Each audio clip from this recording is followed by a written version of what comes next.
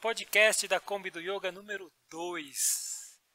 Muito bem, chegamos aqui ao segundo podcast e contamos, claro, com a opinião de vocês, né? As sugestões estão sendo anotadinhas aqui na minha agenda. E aí, a gente vai para cada tema devagarzinho, né? A gente vai ver que vai ter que mesclar muito, né, Daniel? Porque a ideia desse podcast é falar de tudo relacionado ao yoga. Desde os assuntos mais leves até aqueles um pouco mais delicados, pesados, densos. Tipo hoje. Lembrando que podcast da Kombi do Yoga é veiculado tanto no Spotify quanto no YouTube. Exatamente. Quem quiser ver a imagem do podcast é só ir no YouTube. Perfeito. Vamos para o assunto hoje, então? O assunto hoje é abuso. Caramba! Abuso. Existe abuso no mundo do yoga, cara? Impressionante, né? É algo que é surreal de se pensar, mas sim, tanto existe que a gente vai falar a respeito disso hoje, né? Eu acho que entrar nesse assunto logo no segundo podcast da Kombi do Yoga é chocante. Mas é uma forma de mostrar que nós não queremos enxergar o yoga com óculos cor-de-rosa. Nós não queremos enxergar que praticantes e professores de yoga são seres perfeitos, ou que a filosofia do yoga é uma filosofia perfeita e infalível, e que basta você praticar yoga que você vai virar a melhor pessoa do mundo e vai resolver todos os problemas da sua vida. O yoga é sensacional. Claro que eu gosto do yoga, eu pratico yoga há mais de 20 anos, você também pratica yoga há décadas, e ele tem muita coisa boa. Mas o yoga é praticado por pessoas imperfeitas. Está atrapalhando a fumacinha do incenso? Não é porque nós praticamos yoga que nós somos perfeitos. Com certeza. Até chegar à perfeição no yoga, nós temos ainda um longo caminho pela frente. O yoga a gente pode dizer que é uma filosofia, uma prática perfeita, feito por pessoas que de natureza já são imperfeitas, né? Posso já começar discordando de você no podcast? Como não?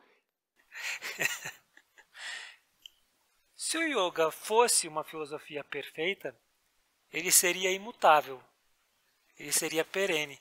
E nós temos observado que ao longo dos últimos anos, décadas, séculos, o yoga vem se transformando de uma forma muito significativa. O yoga que nós praticamos hoje é muito diferente do que o yoga que era praticado milhares de anos atrás. Boa. Então, o yoga era perfeito há milhares de anos, ou o yoga é perfeito hoje, ou o yoga será perfeito daqui a alguns anos, ou décadas, ou séculos. Esse é um tema para um próximo podcast, né? Porque já cresceu esse assunto, já, ficou uma loucura. Ok, yoga não é perfeito, então. Eu não resisto. É tipo assim, se eu falar A, ele vai falar Z, entendeu, gente? Mesmo que ele tenha a mesma opinião do que eu, mas faz parte. Senão o podcast fica sem graça. Né? Tem que ter interação, né? Tem que ter treta. É tipo isso, né? Bom, então vamos lá. Então, seguindo aqui o tema abuso no yoga. Sim, existe abuso no yoga. Agora, dentro desse tema, vamos para um lado meio complicado, até pesadinho, né? Por que nos últimos 10 anos apareceram tantos casos de abuso no yoga, Dan? Nós primeiro, quando percebemos, quando identificamos isso, nós tendemos a interpretar que nos últimos 10 anos começaram a acontecer abusos no yoga. O que não é verdade, né? O que não pode ser verdade, né? Eu acredito que a linha de raciocínio é outra. Abuso no yoga sempre existiu, ou existe há muito tempo, e nos últimos 10 anos a sociedade começou a dar a possibilidade desse tipo de abuso ser denunciado.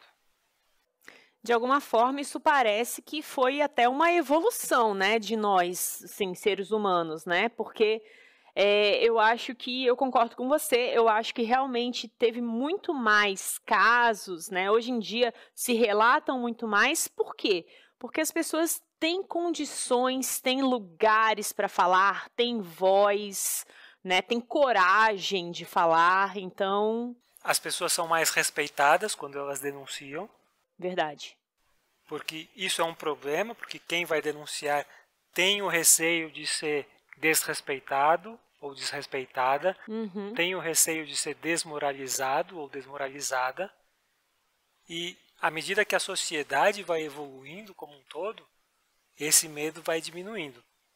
E eu acho que tem um outro detalhe também para aumentar o número de casos de abusos que se tornaram públicos, que se tornaram conhecidos. A nossa consciência também mudou. Um dia nós precisamos fazer um podcast sobre preconceito. Boa.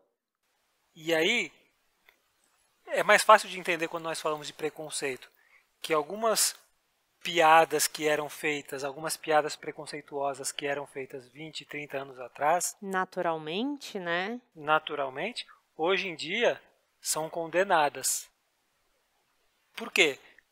Não é porque mudou a cabeça das pessoas, é porque mudou a consciência das pessoas. Nós, enquanto sociedade, identificamos esse tipo de piada é preconceituosa, esse tipo de comentário é preconceituoso.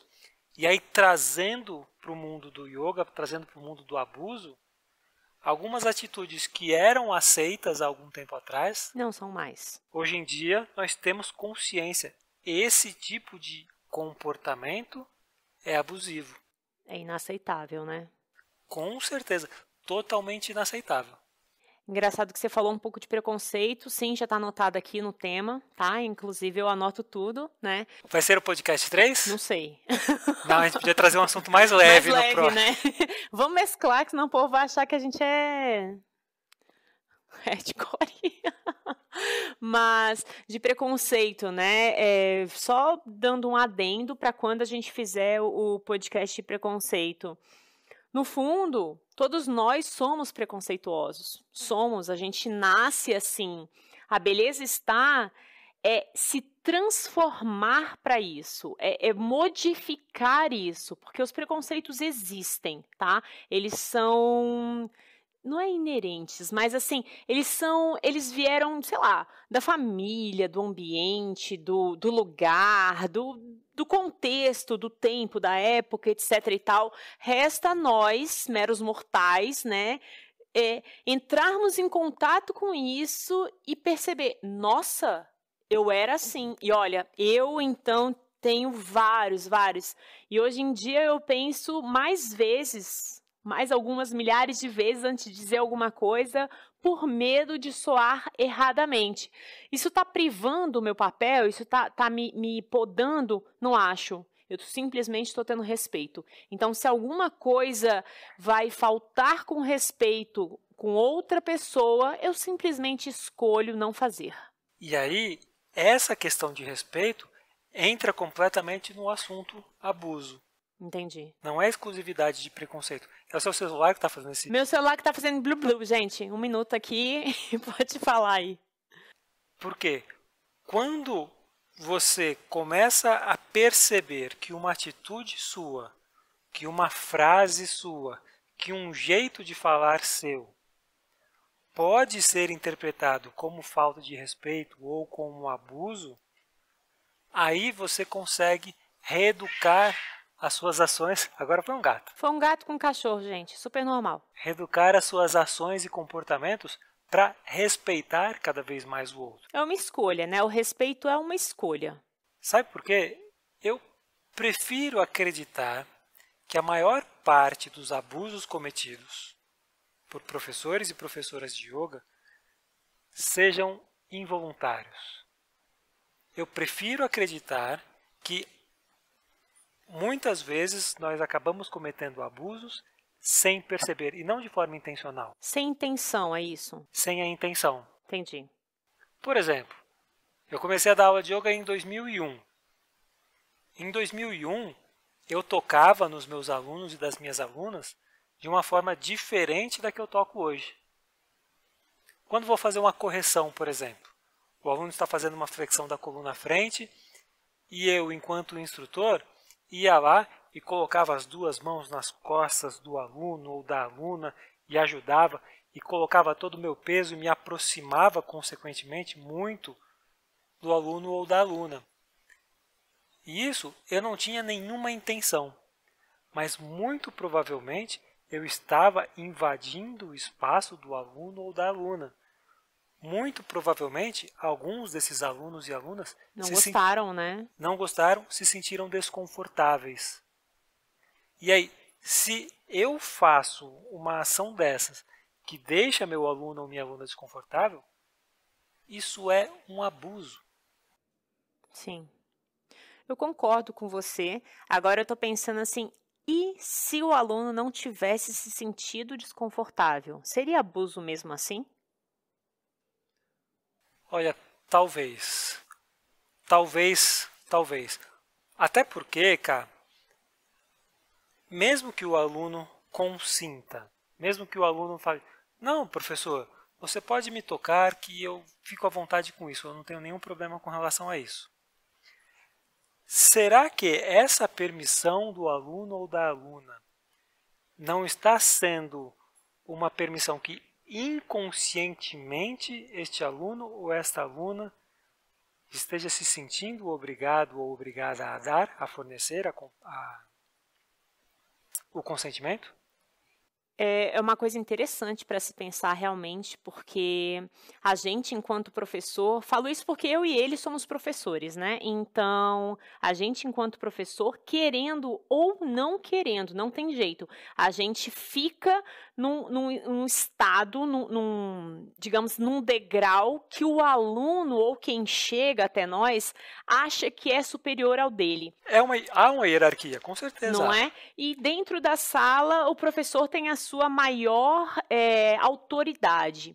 E várias pessoas, por exemplo, conhecem a gente enquanto professor. Conhecem a professora Carla, o professor Daniel, mas de repente não conhecem a Carla pessoa e o Daniel pessoa, que são pessoas diferentes, assim, dos professores. A Carla do Daniel é diferente?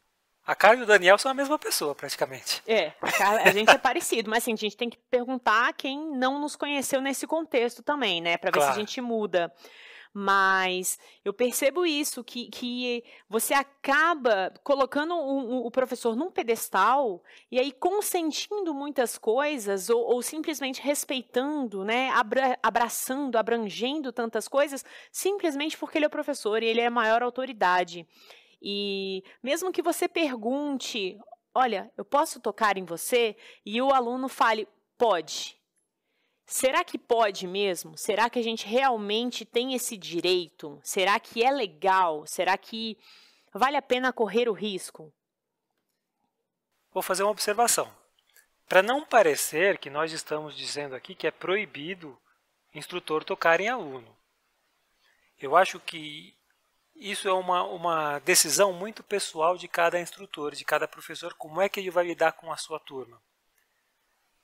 Eu já vi professores que dizem que não tocam de jeito nenhum, porque se por acaso o aluno tiver qualquer tipo de trauma, um trauma prévio com relação a abuso, com relação à sexualidade, ele vai se sentir desconfortável qualquer que seja o tipo de toque, qualquer que seja a intenção. Isso vira um gatilho.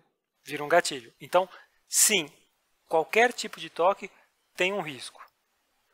Mas eu entendo também que muitas vezes um toque pode ajudar o aluno.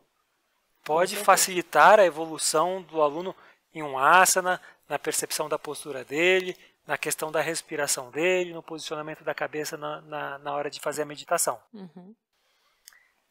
Então, eu mudei a forma como eu toco meus alunos, como eu tocava 20 anos atrás e como eu toco hoje. Mas eu ainda toco em alguns casos. Jamais toco na primeira aula. Jamais toco nas primeiras aulas, porque eu acho que é preciso primeiro estabelecer ali uma relação de confiança. É preciso que o aluno entenda bem que eu tenho ali a melhor das intenções. E eu acho que isso só essa confiança só é criada quando você vai se conhecendo cada vez mais. É conquistada, né? Confiança é uma parada para ser conquistada, não é dada assim, olha, toma minha confiança. Não. Conquiste primeiro. Ainda assim, o toque é sempre em região coberta por roupas. Eu evito tocar em braço desnudo. Gostou da palavra desnudo? Ficou chique, né? Ficou tipo estilo, style. Se eu for tocar no braço, eu prefiro tocar na região que esteja perto do ombro, coberta por uma camiseta, por uma blusa. Eu evito tocar acima dos joelhos, nas coxas, de jeito nenhum, nem aluno nem aluna. Eu evito tocar no abdômen, próximo ao peito, seja aluno ou aluna. Então, eu tenho desenvolvido cada vez mais esse cuidado. Mas eu não parei de tocar completamente. Então, não estou condenando aqui qualquer tipo de toque nos alunos. Você toca quando vai ajudar o aluno a fazer uma posição, um asana? Eu toco. Eu tenho, digamos, talvez uma facilidade que não me dá direito a isso, mas eu tenho, que eu sou mulher. E até uma coisa que a gente falou aqui de gênero. Sim, é diferente. Então, assim, você percebe muito mais casos de homens abusadores do que de mulheres abusadores. Olha, mas isso eu quero deixar bem claro aqui, que não é o que eu acho, tá? É o que eu vejo. Então, o machismo é bastante intenso na nossa vida, ele é bem recorrente, por vários fatores, né? As mulheres costumam ser as abusadas e os homens os abusadores, mas isso não é regra. Mulher pode abusar outra mulher, mulher pode abusar o homem, e existe muito, e o contrário também, né? Mas você me perguntou se eu toco os alunos. Eu toco, eu vim da educação física, você sabe. Sempre trabalhei com atividades físicas em que são necessárias correções. E existem 3 tipos de correções, né? A gente fala muito disso em cursos, né, de formação de professores, que é a correção é ótimo.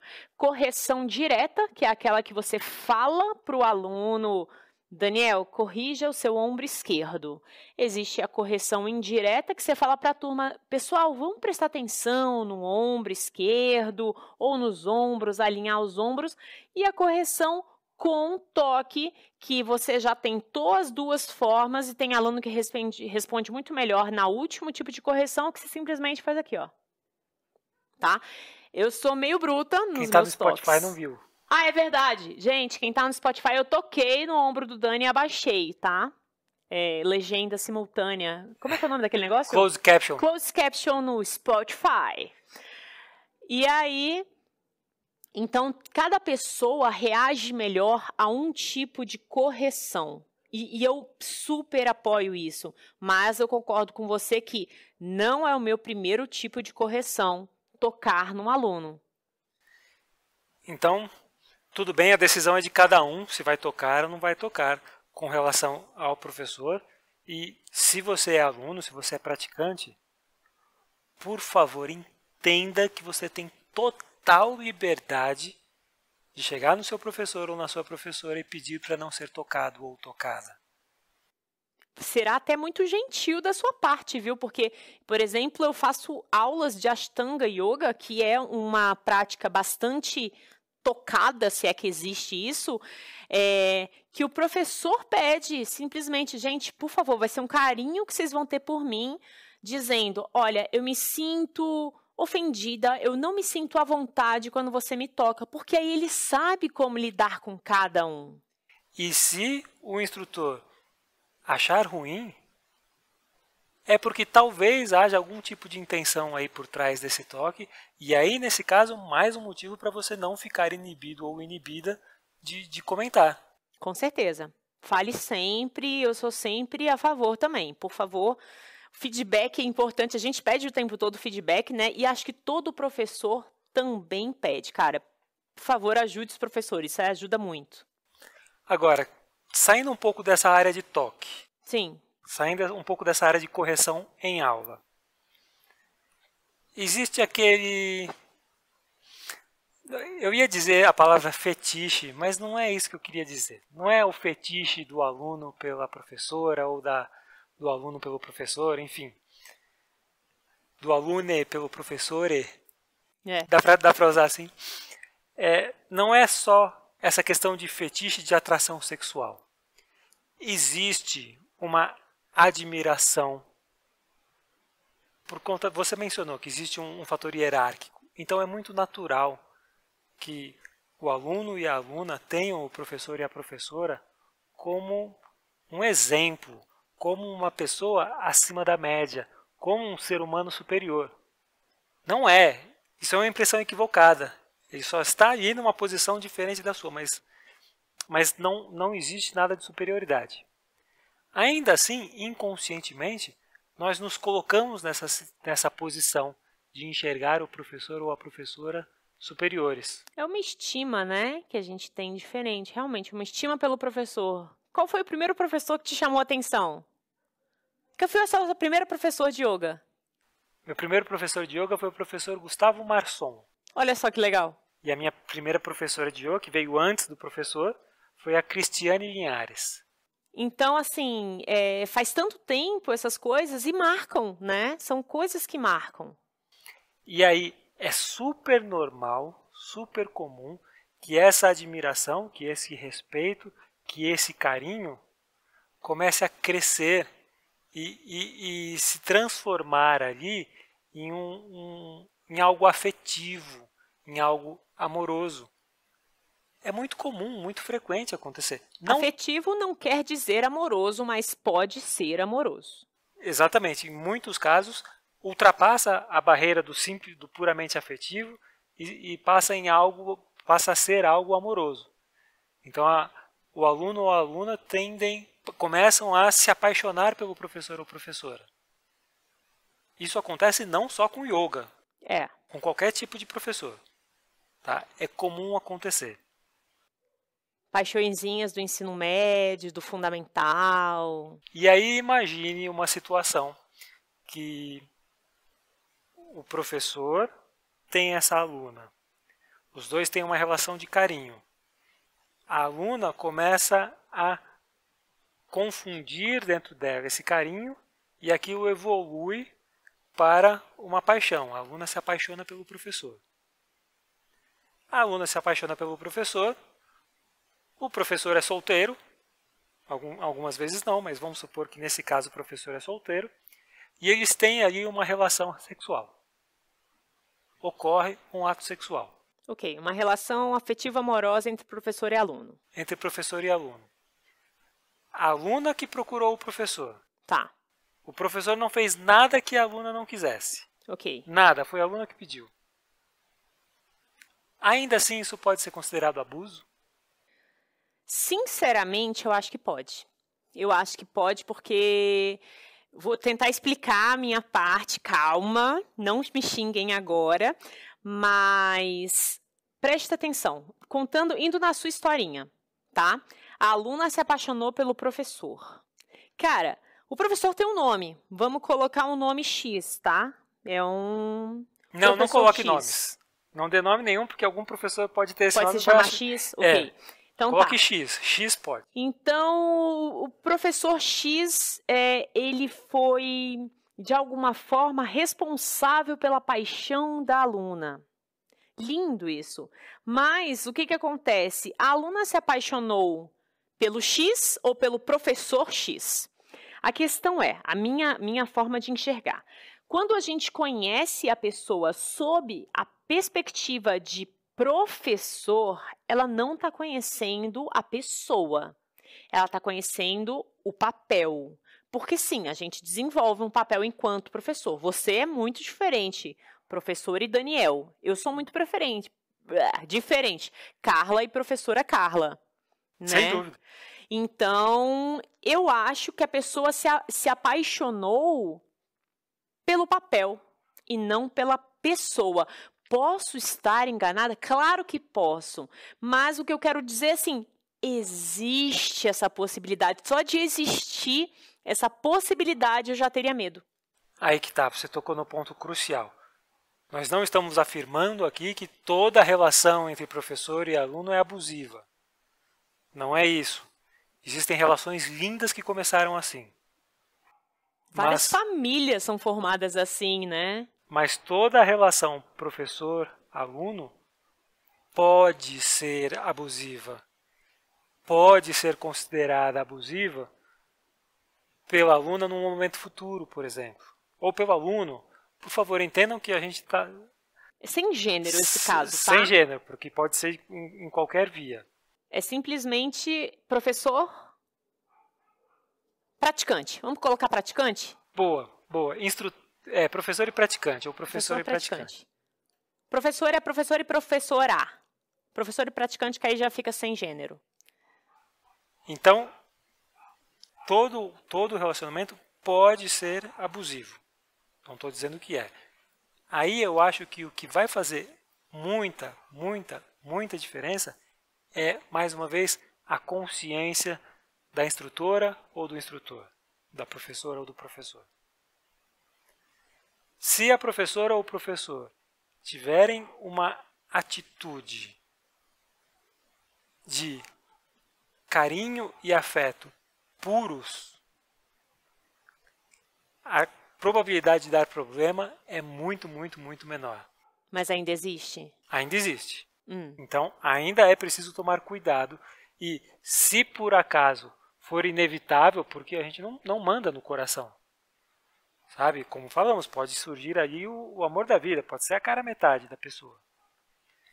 Se a decisão tomada for, vamos encarar essa relação, ela tem que ser absolutamente respeitosa e o professor ou professora que estão no nível hierárquico acima por conta da relação professor-aluno precisam se lembrar sempre disso e evitar ao máximo impor a sua vontade em relação à vontade da aluna ou do aluno.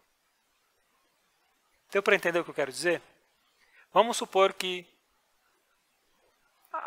quando eu conheci a Carla não era professora ainda.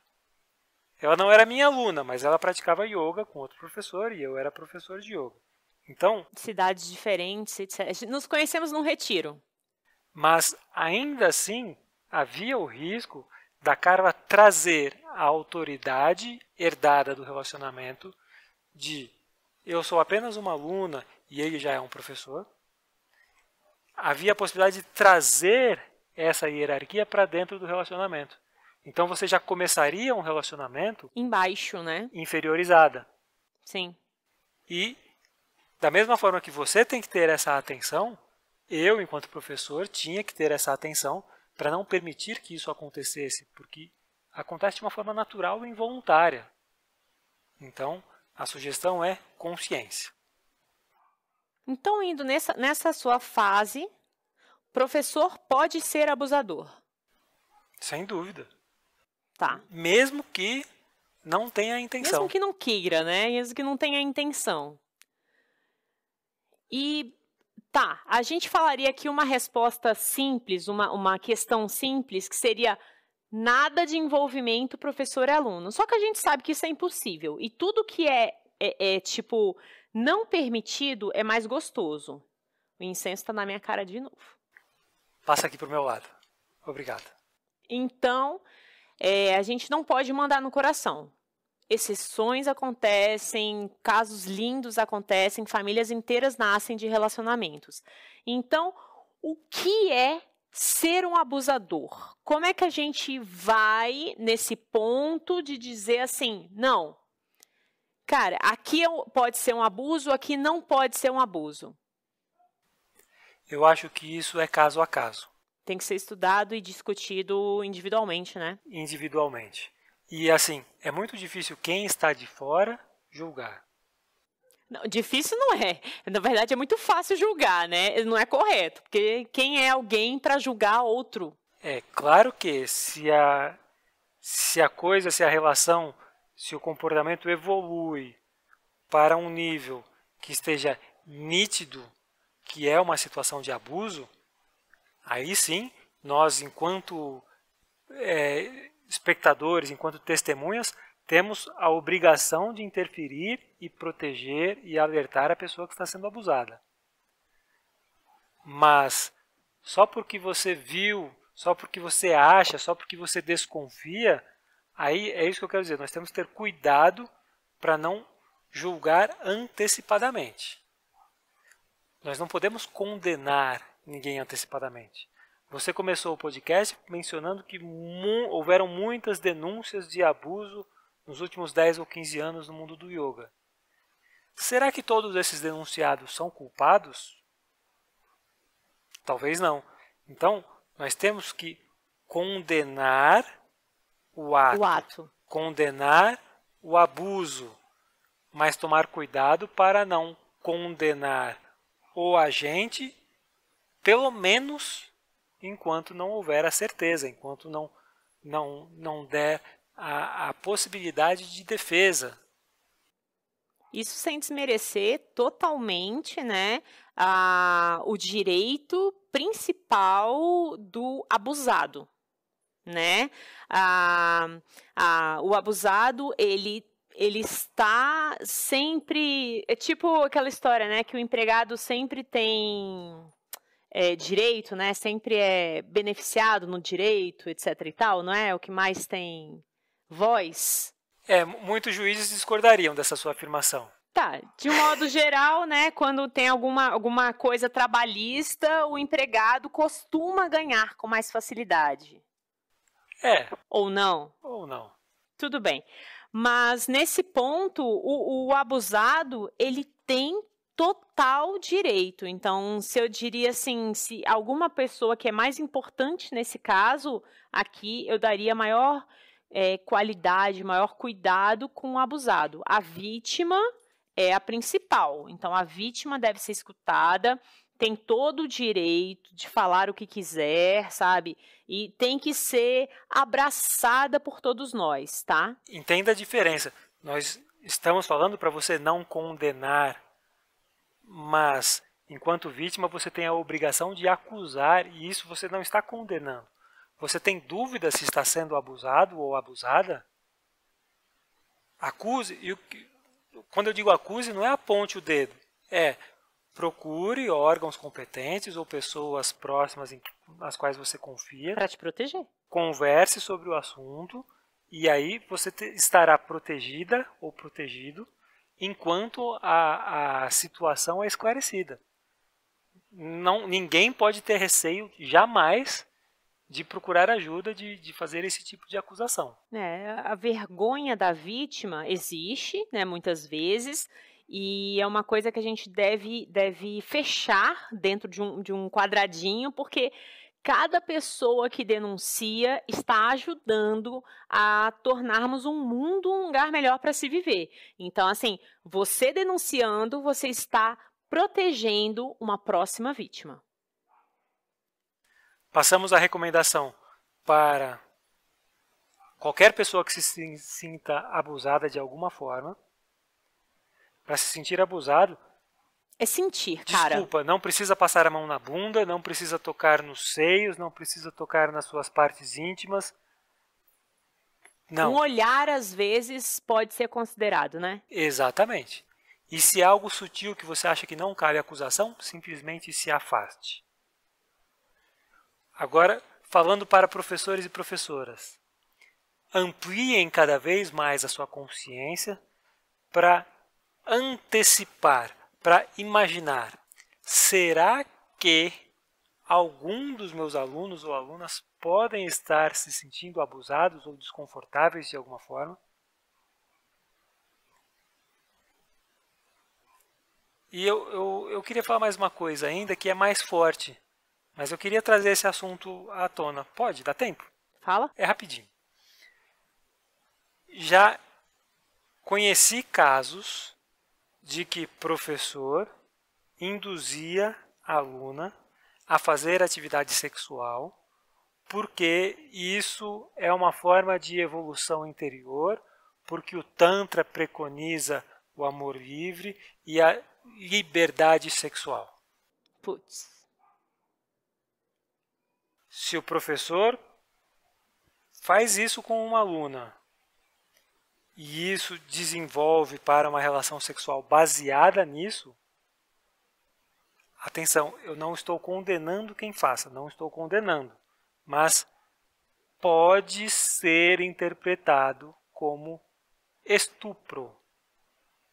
Por isso que eu falei que ia ser forte. Pelo amor de Deus, eu sei que tem muitos professores tântricos sérios, honestos e que fazem um trabalho bem feito. Não é uma condenação ao tantra, pelo contrário, o tantra é uma filosofia lindíssima, lindíssima.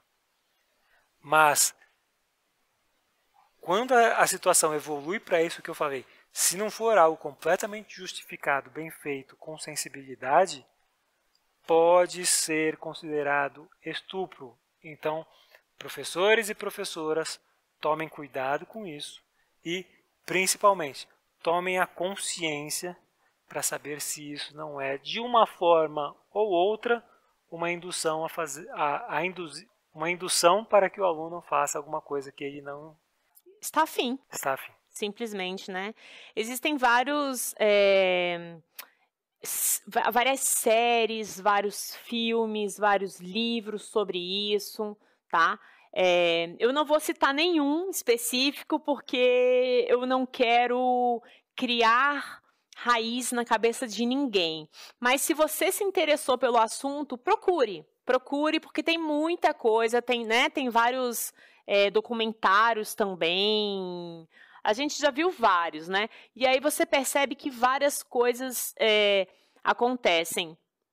Uma última coisa, já que você tocou nesse tão pesado, vou para um outro um pouquinho menos pesado, mas que eu acho bem pesado também, com relação ao tema relacionamento aberto. Para também a gente tomar cuidado. Alguém de vocês que está escutando hoje pode ter ouvido falar que no yoga todo mundo tem relacionamento aberto, né? E você, por exemplo, não gosta, se apaixona pelo seu professor e aí passa a ter um relacionamento aberto por conta disso. Isso também pode ser considerado abuso, tá? Não sou contra o relacionamento aberto, não sou contra o poliamor, não é nada disso. Eu estou só querendo questionar aqui a gente precisa tomar um cuidado especial com o tema abuso, tá? O tema abuso é uma coisa muito forte, muito foda e que precisa de cuidado, tudo bem? Então, querer colocar na cabeça do outro um pensamento, uma filosofia, um jeito seu, não é correto. Isso já é abusar. Posso pedir uma última coisa? Como eu disse, ao longo desses anos enquanto instrutora, eu vim me transformando, você também veio se transformando, e a nossa busca é por seguir evoluindo, seguir aprendendo sempre. Pode ser, eu acho até provável, que alguma coisa que eu tenha falado hoje aqui esteja incorreta, seja ou preconceituosa, ou uma forma de opressora, ou uma forma de abuso, ou condenatória, ou que eu esteja me colocando num papel de julgar alguém, sendo que esse papel não é meu. Então eu queria pedir de coração para, se por favor, você identificou algum tipo de comportamento desse assim em mim, escreva para mim, converse comigo, que eu realmente estou aberto a aprender. Eu não estou aqui para ensinar, eu estou aqui para trazer o assunto à tona, para nós discutirmos juntos.